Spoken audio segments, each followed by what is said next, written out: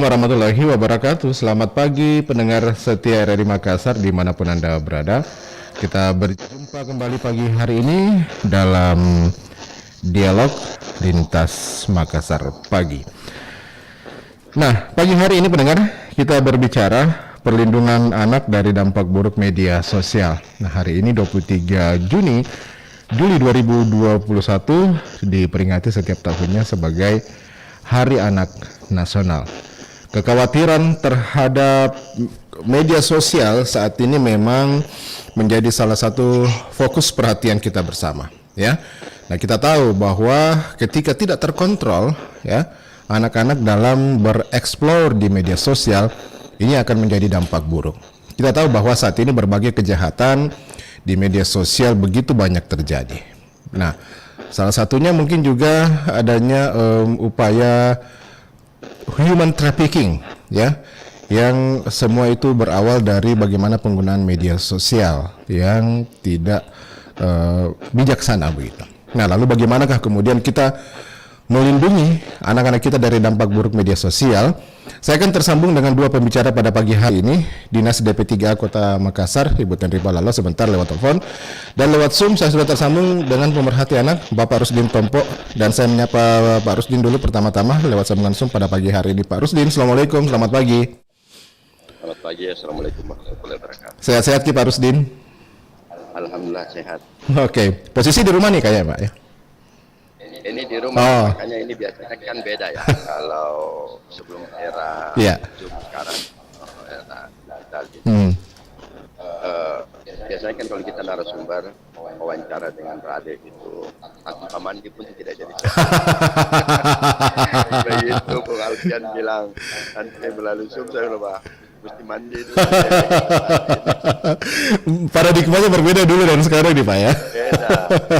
Ini kira era salah satu bentuk era konvergensi media begitu. Bagaimana kemudian keberadaan media pun not only bukan hanya didengar tapi juga dibaca, dilihat begitu ya. Dan beginilah kemudian suasana di ruang studio siaran yang ada di stasiun-stasiun radio termasuk di RRI Makassar, Pak Rusdin. Iya. Ya, begitu. Padahal dulu kan ketika masih di Komisi Penyiaran, kita justru selalu bicara era ini ya. Iya, betul. Bicara konvergensi, kita bicara tentang multi platform, multi media. Tapi begitu menjalaninya sendiri juga kan kita mengalami macam-macam kagetan. Jadinya begini ya. Betul. Nah, media pun memang harus mengikuti perkembangan zaman begitu Pak Rusdin ya. Oke, kita tidak berbicara itu, kita berbicara bagaimana mungkin kapasitas Pak Rusdin melihat perkembangan anak-anak yang kita tahu bahwa media sosial saat ini begitu masif ya. Tampaknya mungkin mainstream media sudah terkalahkan dengan keberadaan media sosial. Sangat jarang sekali mungkin masyarakat yang mengikuti perkembangan lewat mainstream media. Bagaimana kemudian invasi dari media sosial betul-betul telah boleh dikatakan telah merasuki seluruh masyarakat. Anak-anak tidak terkecuali begitu ya. Mereka sudah mampu untuk mengekspor di media sosial. Ini menjadi kemudian bagaimana supaya dampak buruk dari media sosial ini paling tidak sedikit bisa dieliminir begitu, Pak Rusdin. Anda melihatnya seperti apa? Ya. Memang sebelum saya masuk ke situ dulu saya mau mengucapkan selamat Hari Anak. Nasional ya. Ya, Hari Anak untuk anak-anak Indonesia. Merayakan Hari Anak dalam suasana pandemi, syukur-syukur kalau hanya merayakan, tapi kebanyakan juga kelihatannya karena alasan PPKM atau karena alasan pandemi COVID kemudian mengadakan peringatan dan itu tentang pendidikan. Kembali soal yang tadi bahwa memang ini sekarang anak-anak kita kan disebut sebagai yang hidup di era sekarang digital natif, jadi mereka hidup dengan di lingkup habitat secara digital, dan bahasa mereka juga bahasa-bahasa tentang program, game dan lain-lain, dan itu sesuatu yang tidak bisa lagi. Bahkan mereka sudah banyak yang mahir coding juga nih anak-anak. Betul, dan kan juga kalau kita lihat bahwa penciptaan aplikasi dan lain-lain itu juga virus yang kita pakai juga itu kan juga digunakan oleh anak-anak yang ada virus yang betul. Terakhir ini kalau kita lihat ada survei yang dibuat oleh laporan survei internet ya, Yeah. 2019-2020 oleh Asosiasi Penyelenggara Internet Indonesia ya. Saya lupa angka-angkanya, tapi kecenderungannya memang itu makin meningkat gitu, apalagi era pandemi ini kan ada tren baru PJJ ya, Yeah. pelajaran jarak jauh, dan itu menggunakan perangkat teknologi dan penggunaan penggunaan gadget gawai itu di kalangan anak-anak meningkat gitu ya. Nah, persoalannya adalah secara ironi biasanya orang mengatakan bahwa handphonenya smart tapi orangnya sendiri tidak smartphone, tapi yang memegang handphonenya sendiri itu tidak smart. Artinya memang ada problem soal literasi media ya. Literasi media digital, jangan literasi media digital, literasi media secara umum sendiri juga. Saya kira itu juga sebuah problem ketika misalnya kita di penyiaran selalu juga dibahas gitu dan tidak selesai gitu. Dibuatkan macam guidance-nya ya. Nah, kalau misalnya literasi media secara umum itu kan misalnya orang bicara tentang PHS ya, atau violence, horror, dan seks ya, kekerasan seksual, dan kemudian mistik ya kalau di kita ya. Tapi saya kira kalau misalnya di media sosial itu tidak sesederhana itu. Selewerannya misalnya kata-kata nyinyir, kemudian intoleransi, terorisme seperti yang tadi sudah disampaikan, soal human trafficking dan lain-lain. Nah, jauh sebelum kita hidup di era digital sendiri, kajian tentang human trafficking, pornografi sudah sangat marak. Makanya di ilmu hukum ada kajian tersendirinya begitu. Padahal itu jauh sebelum era digital, apalagi era sekarang. Nah, era sekarang ini saya kira yang tidak disadari oleh dunia digital itu sebenarnya dunia rimba raya. Dia juga seperti pisau bermata dua. Ya. Kalau misalnya, karena harus diakui juga anak-anak juga sadar bahwa mereka kalau misalnya punya Instagram yang bagus, mereka bisa dapatkan. Saya pernah dengan anak-anak menanyakan cita-citanya, dia mau menjadi youtuber. Memang ini yang beberapa waktu kali berkembang begitu. Cita-cita anak-anak mungkin dulu jadi dokter, jadi insinyur, sekarang malah jadi YouTuber yang paling dominan begitu. Karena kan ada dialog Pak Jokowi dengan seorang anak itu juga disampaikan presiden seperti itu. Jadi memang saya temukan itu. Jadi dalam kegiatan ekstrakurikuler dengan anak-anak juga menjadi, karena memang itu saya kira sesuatu juga yang yang menjanjikan di era sekarang kan begitu, jangan kan betul di profesi-profesi kekinian dan depan yang berbasis digital dan nah, tinggal memang yang tadi saya sampaikan bahwa persoalan kita adalah persoalan media digitalnya begitu ya. Apa yang boleh dan tidak boleh, panduan-panduan sederhana kepada kita orang dewasa saja, misalnya saring sebelum sharing saja itu tidak semua orang melakukan. Ya. Dan persoalan-persoalan kita kenapa pandemi ini juga, atau tingkat vaksinasinya juga tidak secepat bagaimana yang diharapkan, itu kan juga karena ada problem-problem yang ketidakcerdasan orang memilah dan memilih informasi yang benar yang kemudian bisa dipercaya. Dan saya kira itu juga anak-anak terjebak dalam semacam turbulensi media digital seperti itu. Ketika misalnya terjadi polarisasi pilpres, anak-anak juga seperti itu. Ya, anak-anak juga itu lagu-lagu yang biasa dipakai semacam serangan sarkas terhadap lawan politik itu kita dengar juga dinyanyikan oleh anak kelompok-kelompok ketika kita berinteraksi. Ya, ini yang menjadi persoalan sekarang nih Pak Rusdin, bagaimana kemudian belum ada aturan baku begitu bagaimana tentang aksesibilitas terkait dengan media sosial. Konten-konten yang berada di media sosial ini pun belum ada aturan mana yang layak diakses oleh anak-anak yang boleh dikatakan masih di bawah umur, mana yang sudah bisa diakses oleh mereka yang sudah pantas melihat konten-konten tersebut yang banyak berseliweran di media sosial ini. Ini yang menjadi pertanyaan Kurniawan.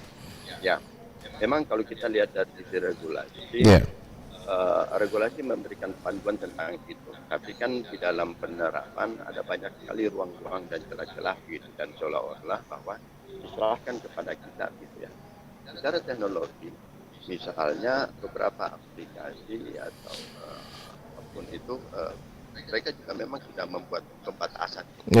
Jadi bukan pembatasan, lebih ke pilihan bahwa misalnya Google itu juga punya Google untuk anak-anak. Betul.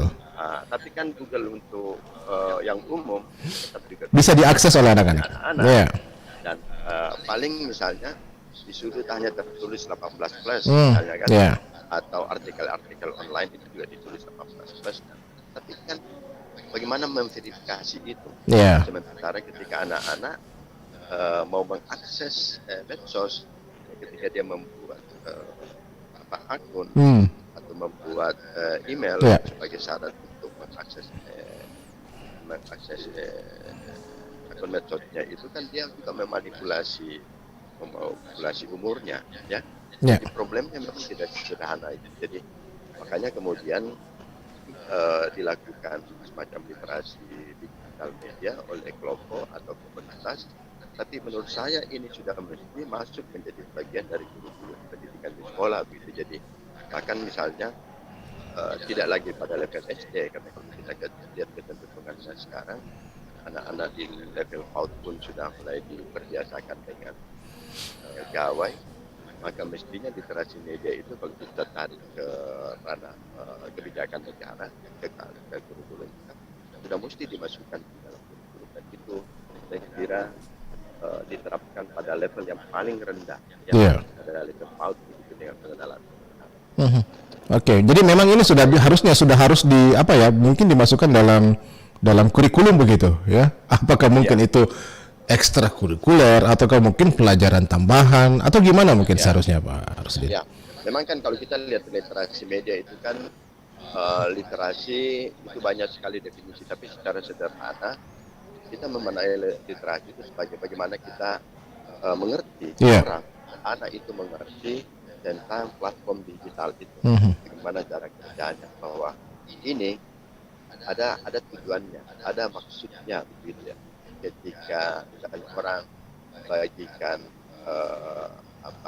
men-share informasi tertentu, itu tidak sekedar bahwa kita tahu informasinya, tapi ada kepentingan ekonomi di baliknya. Misalnya kalau kita lihat ada target-target clickbait dan lain-lain, itu kan berarti orang mesti memahami itu. Untuk orang yang tahu bahwa kuota tadi ini mau ambil, dia tidak akan klik itu, karena dia mengerti. Artinya pada level itu literasi bahwa dia memaknai ada tujuan di balik share sebuah informasi, itu dia tahu. Lalu yang kedua adalah dia juga bisa tahu mana yang boleh dan tidak boleh, ya. Dia bisa saring, dia bisa pilih, dia bisa memilih. Baru yang berikut, pada level berikut, dia tidak hanya menjadi konsumen, tapi dia menjadi produsen. Dia bisa memanfaatkan dunia digital itu dan tidak hanya itu sesuatu yang lebih produktif, yang sesuatu untuk menyampaikan visinya, menyampaikan gagasannya, untuk menyampaikan gerakan yang dia mau tawarkan, atau seperti mendapatkan uang. Jadi itu level literasi yang juga mesti dipahamkan dan anak-anak. Beberapa waktu lalu ini pernah juga sempat dikeluhkan oleh pemerintah Kota Makassar ini terkait dengan human trafficking begitu ya. Nah, di mana kita tahu ada salah satu aplikasi yang sering kali digunakan untuk bertransaksi begitu ya, anak-anak yang boleh dikatakan masih di bawah umur, mereka sudah bisa bertransaksi lewat media sosial tersebut. Saya sebutkan seperti micet misalnya ya. Ini kan merupakan aplikasi yang beberapa kali ini sering kali didapati sebagai media untuk mereka bertransaksi ya, kemudian juga berkomunikasi satu sama lain, dan ini sangat-sangat vulgar sekali begitu Pak Rusdin. Anda sendiri melihat bagaimana kemudian pemerintah melihat medsos-medsos yang ini lebih banyak mudaratnya lah begitu ya, dan ini sempat dikeluhkan juga dan diprotes oleh waktu itu Ibu Kadis ya DP3 Kota Makassar Tendri Palalo mengharapkan supaya ditutup saja medsos-medsos yang seperti ini yang disalahgunakan begitu, dan mungkin tidak kurang apa ya, mungkin kurang tanggap terkait dengan perkembangan yang terjadi Pak Rusdin. Ya, memang ini kan yang tadi kita sampaikan bahwa dunia digital itu sebenarnya dunia yang berbagai sosok mata dua gitu ya. Satu sisi bisa kita manfaatkan kegiatan yang kreatif, produktif, tapi di sisi lain juga penyalahgunaannya juga tidak bisa dikatakan soal kemudian ditutup atau di take down atau diblokir dan lain-lain ada pada level negara. Jadi cuma memang mungkin dari sisi negara bahwa kita ini hidup sudah di abad keterbukaan ya. Kan kalau misalnya kita lihat keluhan itu bilang bahwa ini kita hidup di era desa global. Jadi apa yang terjadi di Amerika pada detik yang sama juga di sini. Itu juga yang terjadi di Makassar pada detik yang sama juga bisa kita lihat. Ini memang tantangannya ya. Jadi pada level negara dia bisa memblokir, dia bisa memblokir ya. Tapi pada level, karena kalau kebijakan ini kan dia bisa melarang, dia juga bisa mengatur. Ya. Betul. Jadi regulasi itu dia melarang atau mengatur. Nah, kalau dia mengatur, maka itu tadi bahwa dari sisi teknologi, bagaimana aplikasinya sendiri mempersempit ruang supaya bisa diakses oleh anak-anak. Dan dengan contoh tadi Google sendiri itu kan hanya memberikan alternatif ya. Jadi untuk orang tua supaya aman, kalau dia tetap mau dekatkan anak-anak pada dunia digital, ada aplikasi-aplikasi yang dianggap ramah. Tapi di sisi lain, aplikasi-aplikasi yang sifatnya umum itu juga tidak terblok dan bisa leluasa diakses oleh anak-anak. Apalagi misalnya dunia digital ini kan juga menunjukkan sebuah fenomena narsisme ya. Jadi orang mau tampil dan orang seperti itu, dan kelihatannya ketinggalan zaman kalau misalnya betul akun medsos bahkan ya dalam interaksinya dengan anak mereka, satu anak itu bisa punya IG sampai 6. Saya bilang kenapa banyak sekali IG-nya. Jadi ada IG misalnya contoh IG itu ada yang dia pakai untuk mengintip atau memata-mata yang panjang. Nah ini kan ada juga digital bullying ya, jadi anak-anak dibully melalui media sosial, dan akun-akun bayangannya itu juga dipakai dengan nama-nama samaran. Ya, apakah untuk menyerang temannya atau dan ini juga sesuatu yang ya kalau misalnya tidak diantisipasi dan tidak terkelola secara baik, saya kira juga nanti akan parah pada Iya. Nah ini kan saat ini belum ada langkah proteksi begitu ya, yang cukup ketat dari pemerintah kan, mungkin apa ya, boleh dikatakan kalau mungkin kita masuk lewat medsos ya hanya berupa himbauan saja begitu, belum ada semacam langkah proteksi yang lebih nyata begitu, bagaimana supaya hal-hal yang tidak perlu dilihat, yang diakses, konten-konten yang tidak perlu diakses oleh anak-anak ini jangan sampai bisa diakses oleh anak-anak, ataukah memang belum ada teknologi yang mengarah ke situ begitu Pak Rusdin, masih sangat sulit untuk bisa mengidentifikasi dini. Ya, saya bilang tadi bahwa teknologi sebenarnya dia lebih memberikan pilihan. Iya, itulah. Hanya memberikan pilihan saja. Pilihan ya. Dia tidak memberikan blok. Karena kalaupun misalnya dalam konteks yang tadi itu contoh Google misalnya, itu kan kalau anak-anak tidak bisa mengakses itu ada pilihan yang lain, Ya. ya. Jadi misalnya kalau dia terblok di situ, dia sulit mengakses karena dia masih umurnya belum cukup, maka dia bisa mencari yang lain. Atau yang berikut, karena niatnya mau mengakses, maka dia manipulasi umur. Ya. Dan sulitnya mestinya, ya ini mestinya misalnya pembuatan akun itu hanya bisa terblok secara teknologi kalau misalnya terconnecting dengan NIK. Itu dia. Betul. Jadi nanti misalnya kita tidak bisa memalsukan nama, tidak bisa memalsukan tanggal lahir, karena sudah otomatis terkoneksi dengan NIK, dan itu bisa menjadi salah satu cara mengantisipasi anak-anak mengakses akun-akun atau aplikasi-aplikasi yang sebenarnya belum cocok atau tidak ramah. Dan ini mungkin harus sudah memakai artificial intelligence begitu di dalamnya. Ya, bisa jadi juga ya. Ya, memang kalau saya lihat dalam literasi digital diluncurkan oleh pemerintah, ya, sayangnya itu saya lihat masih agak elitis gitu ya. Itu kan secara masif dilakukan webinar, ya. Tapi dengan pembicara yang dari lintas disiplin ilmu, cuma kalau saya lihat masih agak elitis. Problem kita bukan hanya pada persoalan-persoalan etik, persoalan budaya yang ada pada wacana, tapi sudah membumi di masyarakat. Jadi bagaimana kegelisahan pada wacana itu kemudian didaratkan, dibumikan gitu ya, dengan langsung menyentuh pada kelompok-kelompok yang memang rentan. Ya. Kelompok rentan ini rentan karena dia tidak paham soal bahwa media sosial atau media digital itu juga memiliki adab, memiliki tata krama, lain. Tapi rentan juga karena dari sisi pendidikan, dari sisi usia, belum sampai pemikirannya. Oke. Tapi sebenarnya kalau dari sumber daya yang ada sebenarnya ini sudah bisa begitu Pak ya, terkoneksikan antara mungkin data kependudukan dan bagaimana kemudian data kependudukan ini bisa pun diakses oleh media sosial begitu lewat metode artificial intelligence. Karena ini kan juga banyak pencurian data mengincar data. betul. Data ini kan juga harus hati-hati begitu.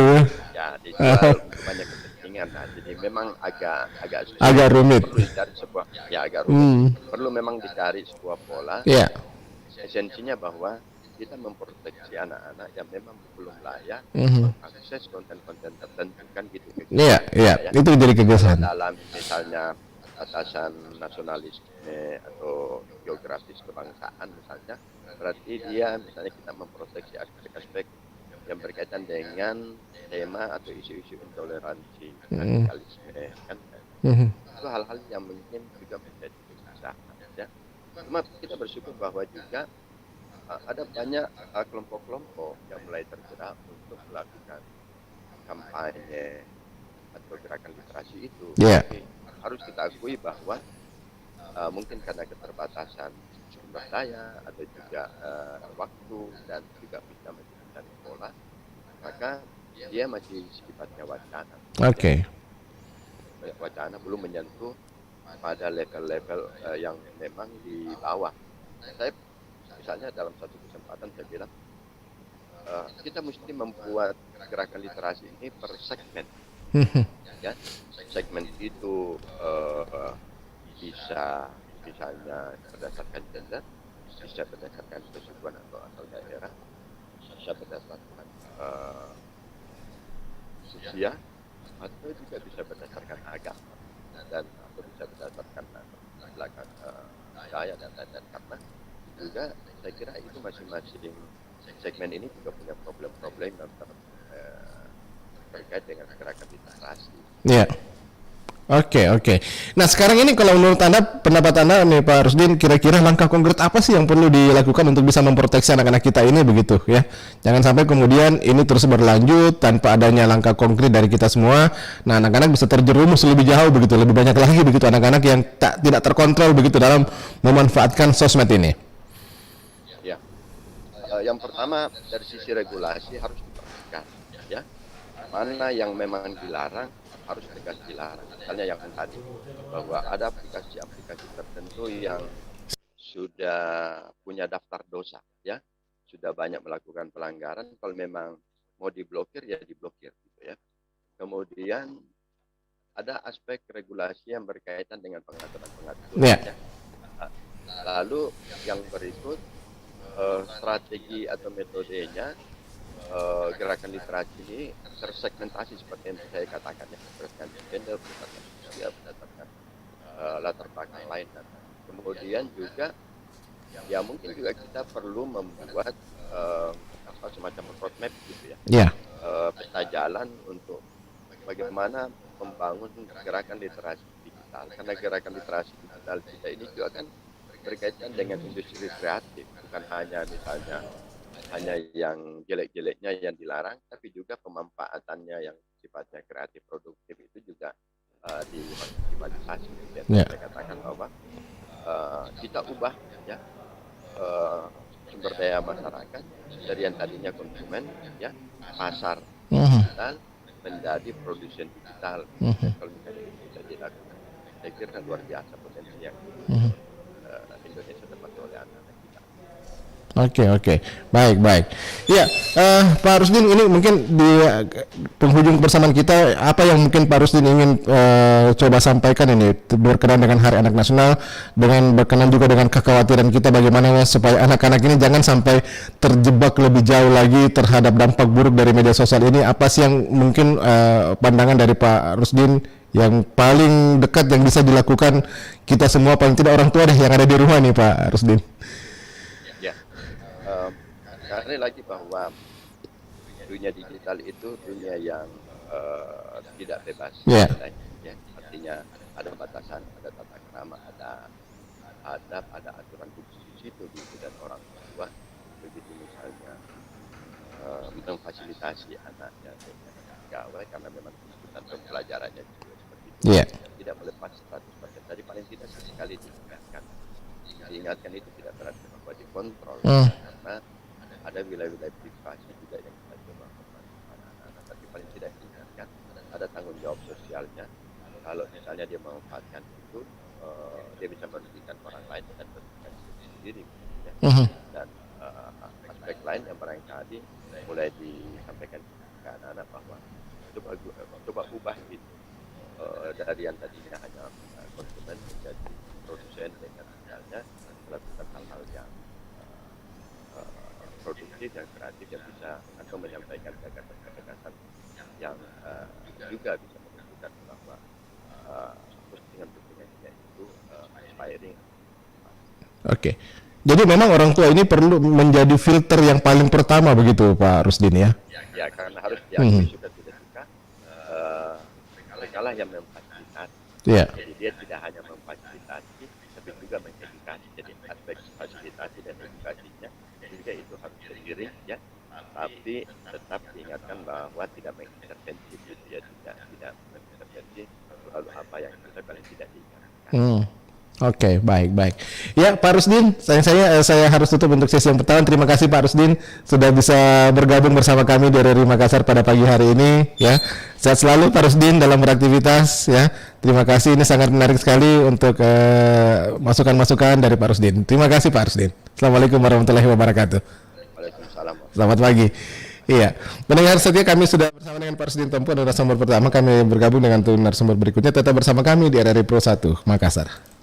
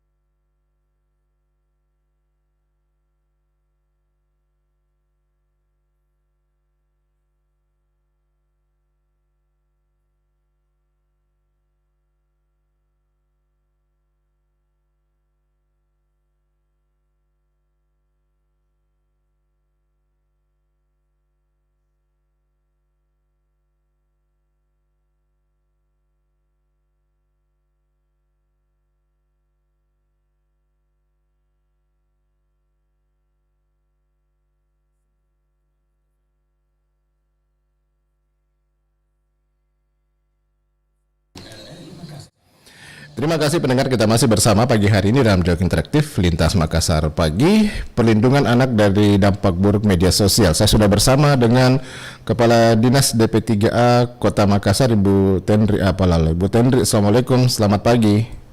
Selamat pagi, waalaikumsalam warahmatullahi wabarakatuh. Sehat-sehat Ki Ibu?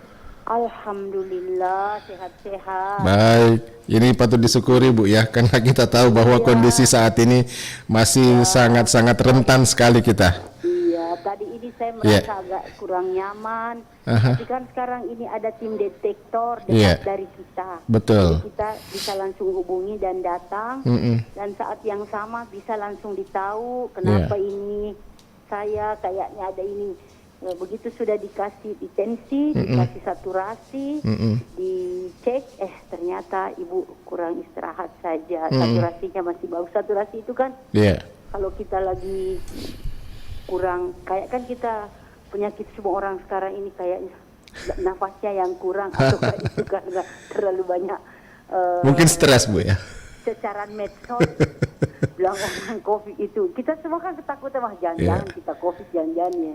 Jadi ini mungkin jadi himbauan juga dari pemerintah kota, Ibu sebagai Kadis ya. Jadi masyarakat jangan takut kalau ada tim detektor datang ya. Iya, tim detektor langsung panggil tim detektor ini, malah dia bertugasnya di Manggala. Kami kenal dekat, saya bisa tolong ke sini. Ada tim detektor, terus datang kasih saturasi, dicek semuanya, ternyata tidak ada apa-apa. Baik-baik Ji. Dalam keadaan baik-baik saja. Artinya kita saja jadi sadar, betul juga ini kita semua harus menguatkan diri. Betul. Baik. Jadi kesehatan ini kan makin dekat dengan masyarakat, berarti kita makin bisa mengendalikan. Bisa deteksi dininya lebih cepat. Kan dulu kita kalau di kampung itu, nenek saya sakit baru disebut dirinya sakit kalau sudah mopok, tidak bisa bangun. Kan mopok nih baru dianggap dirinya sakit. Baik. Oke. Kita tidak bicara itu, kita bicara mengenai media sosial Ibu ya. Bagaimana kemudian kita bisa memproteksi anak-anak kita dari media sosial. Isunya kami di RRI angkat itu berkenan hari ini dengan Hari Anak Nasional. Nah, ini menjadi kekhawatiran kita, jangan sampai kemudian media sosial ini berdampak buruk bagi anak-anak kita. Nah, bagaimana mungkin Ibu melihat? Ceritanya kan saat ini kita semua berkisah media sosial ini berdampak buruk, itu opini. Ada dampak buruknya. Sekarang dampak buruk, kita harus ada kajian ilmiah. Harusnya sekarang mahasiswa kita itu yang dari jurusan informatika, komunikasi, melakukanlah riset penelitian sekian 100 rumah atau dengan metodologi yang bisa dipertanggungjawabkan. Ada 100 rumah di sampel sekian, ternyata ini misalnya secara mandiri tidak pakai anggaran, karena kalau kita semua mau cerita anggaran kan semua kita kolaps. Betul. Tapi kan menurut saya ini bisa karena pengalaman saya di unit pelayanan terpadu pemberdayaan perempuan perlindungan anak itu kan kalau ada mahasiswa KKN misalnya psikolog UNM dari UMI, dari 45 datang kan mereka. Jadi saya melihat mereka ini semua bekerja baik loh membantu kami. Artinya saya menganggap ini semua potensi untuk membantu kita melakukan riset singkat lah, misalnya untuk apakah ini medsos berpengaruh negatif kepada anak-anak. Untuk sementara kan kita semua bilang berpengaruh negatif. Contohnya apa? Dengan melihat contoh kecil ini, misalnya tiba-tiba dia memindahkan apa yang dilihat dari yang dia nonton. Tapi ini kan baru saya yang bilang, itu berarti masih opini. Secara umum karena pandangan ini banyak, akhirnya ini kita jadi mainstream cara berpikirnya, medsos ini berpengaruh buruk sama anak. Betul berpengaruh buruk karena faktanya saya ada kasus anak-anak kekerasan seks antara anak sama anak yang mencoba berhubungan, yang satu memaksa, yang satu di mana coba dia mengaku saya menonton Bu. Sambil menangis merengek-rengek menyebut saya nonton. Kan ini kita pakai istilah perang-perang, pedang-pedang, anak-anak main pedang-pedang. Padahal itu juga mungkin salah karena kita terlalu haluskan. Dari medsos juga. Nah, bagaimana sekarang orang tua menjadikan medsos ini bermanfaat? Karena kalau kita terus-terus membicarakan negatifnya, berarti sekarang kita bersepakat satu, anak-anak boleh akses HP pada saat belajar. Kan sekarang tidak boleh anak-anak tidak akses HP pada saat belajar. Kedua, orang tua tidak menjadikan HP itu alat untuk menenangkan anaknya. Iya. Iya, betul. Ini yang terjadi sekarang begitu. 2 tahun, 3 tahun dia menangis, kasih kok HP. Kalau dia sudah menonton nih, Upin Ipin itu berhenti nih. Seperti biasa, seperti sederhana. Tapi kita lupa ini awal. Bagaimana anak-anak memegang HP sangat kuat. Dan dia bisa menonton sambil tidur dan HP itu tidak jatuh. Berapa lama itu dia mengontak badannya dengan memegang HP itu, orang lupa. Iya. Kalau saya di rumah, HP hanya boleh untuk yang sudah dewasa. Sudah mau masuk perguruan tinggi. Anak-anak belum bisa. Anak-anak belum boleh. Boleh akses HP, belajar. Sudah selesai belajar, HP tidak diperkenankan lagi. Iya. Dulu pernah kita membicarakan nih Bu ya, bagaimana kemudian media sosial juga ini sering digunakan sebagai sarana media untuk human trafficking atau perdagangan orang. Nah, mungkin kita pernah membicarakan bahwa bagaimana aplikasi MiChat ini banyak dipakai untuk bertransaksi begitu. Bukan lagi dibicarakan, ini sudah terjadi. Sudah terjadi. Di bulan ini, minggu ini, pekan ini ada 15 anak. Satu sampai di kami, yang 14 diselesaikan di kantor polisi. Itu usianya semua di bawah 18. Dan banyak sekali pria-pria itu menggemari anak-anak di usia di bawah 17 tahun. Ini ada pergeseran selera menurut saya. Dan ini yang kami perangi. Kami lagi kampanyekan. Disampaikan kepada bapak atau laki-laki yang mau menikah usia 25 memilih anak-anak usia di bawah 18 tahun, mohon maaf tidak akan kami kasih rekomendasi ini. Satu. Kedua, diinformasikan kepada bapak-bapak yang suka belanja di luar, dalam petik ya, dimohon agar tidak menggunakan anak-anak. Kalau bapak menggunakan anak-anak itu juga pelanggaran. Sekarang diminta kepada orang yang untuk tidak memacari anak-anak. Sekarang laki-lakinya bilang begini, memang berteriak-teriak saja Ibu Kadis, kalau anaknya mau bagaimana? Iya, oke. Itu plus tentang kebijakan. Terserah Ibu, tapi kan saat ini saya merasakan bahwa suasana kebatinan saya di saat 5 tahun, 7 tahun lalu dan saat ini sama. Karena itu ketika itu Pak Dhani melonsing tentang jaga anata dan sekarang ini kan berlanjut, berarti kekuatan untuk urusan itu makin jelas. Salah satunya adalah hotel, itu dulu pernah, ini akan diperbaharui aturannya. Hotel yang ditemukan ya ternyata di dalam ini ada anak-anak dipekerjakan, itu akan mendapat teguran keras, bisa sampai pencabutan izin. Tapi kan di saat pandemi ini tidak boleh dulu disebut-sebut, tak boleh didengung-dengungkan, nanti pengusahanya bilang kita terus-terus ditekan, terus-terus diancam, ada banyak macam-macam. Tapi ini dalam fase perbaikan semua, kan ini kita lagi penertiban regulasi. Dan kalau kota ini kan hari ini kan kita akan ada virtual meeting untuk peringatan Hari Anak Nasional. Sekaligus kita mengetahui hasil evaluasi kota layak anak kita. Kita berada di grade mana. Nah, apapun adanya, kota ini harus semua bernafaskan perlindungan pada perempuan dan anak. Jadi mau ada regulasi atau tidak ada, itu sudah jadi mainstream. Contoh konkret RRI kan selama ini selalu memberikan ruang bagaimana memberi slot kepada anak-anak dan perempuan. Itu salah satu contoh bahwa itu adalah berpihak kepada perlindungan perempuan dan anak. Oke. Nah, bagaimana kemudian ini Bu, untuk program Jaga Anata ini juga nanti bisakah kemudian menyentuh aspek ke media sosial ini juga begitu? Jadi program Jaga Anata itu include dengan indikasi kota layak anak. Indikatornya itu ada 6, ada 6 klaster, ada 5 klaster, ada 300 lebih pertanyaan, dan itu salah satu penyediaan informasi sehat kepada anak-anak. Medsos salah satunya. Nah sekarang ini yang berulang kali orang menyampaikan, berulang kali ada saran menyampaikan agar Kominfo Kota Makassar itu menutup konten yang dianggap berbahaya untuk anak-anak. Tapi ternyata urusan tutup konten itu ada urusannya di Jakarta. Betul.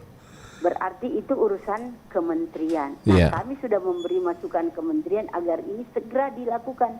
Karena di saat evaluasi kota layak anak itu ada pertanyaan khusus tentang informasi sehat. Informasi sehat itu misalnya A, B, C, D, F, G semua dihitung dan itu yang diupayakan tahun depan kalau sudah ada diupayakan tahun depan masing-masing institusi mengurus ini tanggung jawabnya masing-masing karena kota layak anak itu adalah inkluk satu kota termasuk RRI, termasuk organisasi masyarakat, termasuk OPD, semua harus bertanggung jawab. Tapi kemudian terkait dengan medsos, konten-konten yang berseliweran di medsos ini bisa nggak kemudian ini pemerintah daerah, pemerintah kota membatasi begitu? Karena kita tahu kan ini apa ya, boleh dikatakan agak sulit begitu kalau saya melihat karena ini kan memang butuh apa ya, butuh political will, goodwill dari atas dari pemerintah pusat begitu loh Ibu Kadis. Harusnya bisa itu. Kalau saya kepala dinas Infokom langsung saya usulkan ke Jakarta. Kita membatasi itu micet itu harus ditutup ya.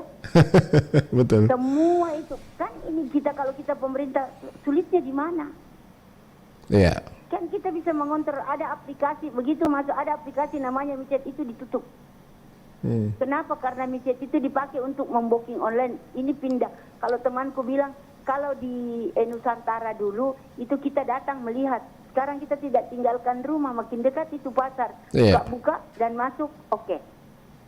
Saya kalau masuk di micet, bukanya diganti, jadi mudah sekali dan mungkin langsung ada yang booking kemana-kemana. Dan itu kalau kita dapat itu anak-anak, micet itu, mereka dengan terbuka menyampaikannya. Kita pikir ini sekarang anak-anak sudah ada rasa malu-malunya, tidak. Begitu gampang iya memang. Sangat terang-terangan. Saya tinggalkan rumah karena ini.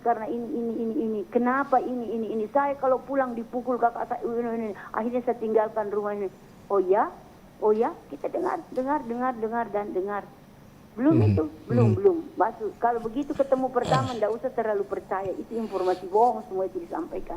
Dia akan butuhkan waktu dua minggu. Kita butuh waktu sama-sama tidur, mencuci piring. Kalau perempuan kita jalan-jalan, baru ketahuan semua apa sebenarnya di balik kisah-kisahnya itu. Oke. Nah sekarang ini ke depan ini apa sih kira-kira langkah konkret nih yang Ibu sendiri akan lakukan? Kita merekomendasikan itu menutup micet. Bagaimana menutup semua aplikasi yang berdampak negatif kepada anak-anak. Satu, harapannya kita ada pihak universitas yang mencoba melakukan penelitian khusus ini dampak medsos terhadap anak-anak supaya kita bisa dengan ada dasarnya karena kita ini kan harus bermain data. Kalau kita nanti menurut ini, itu opininya saya ini beropini medsos ini merusak salah satunya contoh itu micet karena sudah kami bisa bertanggungjawabkan karena sudah ada korban dan sudah menelan anak-anak perempuan kita. Siapa bilang itu bukan anak kita? Itu anak kita. Oke. Baik. Nah, ke depan ini Bu, untuk bagaimana supaya program dari pemerintah Kota Makassar Jaga Anak Tak ini benar-benar bisa dapat menyentuh deh ke masyarakat begitu ya? Ya, saya kira sekarang ini kita punya namanya shelter warga. Kita mau kuatkan forum anak di tingkat kelurahan dan kecamatan. Biar menjadi mereka pelapor dan pelopor. Biar mereka berperan dari kecil untuk pembangunan. Karena makin ke depan ini harus yang diajari ini lebih kuat dan mandiri person melalui kelembagaan masyarakat. Kalau rakyat mengurus dirinya pasti lebih bagus daripada pemerintah mengklaim mengurus rakyat. Jadi, kalau saya memang ini sudah ada contoh shelter warga kami lakukan di launching ya, Mas juga ini masih zamannya Pak Dani dulu. Sampai sekarang ini di Makassar itu sudah ada 39 kita target seluruh kota punya shelter warga Dan tahun ini kita bisa mengendalikan sekitar 300 kasus dari data kasus tahun lalu. Dia turun 300 kasus dari tahun lalu. Baik, baik. Jadi ini salah satu contoh yang menurut ini alasan mengapa kita harus mengembangkan shelter warga itu. Mengapa kita harus menyampaikan ke seluruh rakyat tentang pentingnya pencegahan, penanganan dan reintegrasi terhadap anak-anak. Bahwa orang bilang sekarang dengan banyaknya shelter warga semua kasus terungkap. Iya, syukur alhamdulillah, daripada tidak ada. Kita tidak tahu, seolah-olah tenang, ternyata sudah fenomena gunung es. Betul. Baik diungkap baru kita kendalikan bersama-sama.